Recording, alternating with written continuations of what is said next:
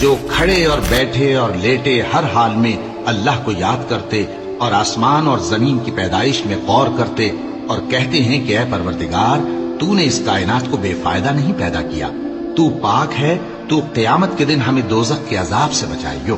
اے پروردگار جس کو تو نے دوزخ میں ڈالا اسے رسوا کیا اور ظالموں کا کوئی مددگار نہیں ہوگا۔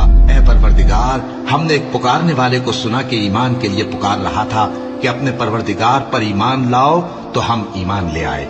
سو اے پروردگار ہمارے گناہ معاف فرما اور ہماری برائیوں کو ہم سے دور کر دے اور ہم کو دنیا سے نیک بندوں کے ساتھ اٹھائیو۔ اے پروردگار تو نے جن جن چیزوں کے ہم سے اپنے پیغمبروں کے واسطے سے وعدے کیے ہیں وہ ہمیں عطا فرما اور قیامت کے دن ہمیں رسوا نہ کیجیو۔ کچھ شک نہیں کہ تو خلاف وعدہ نہیں کرے گا۔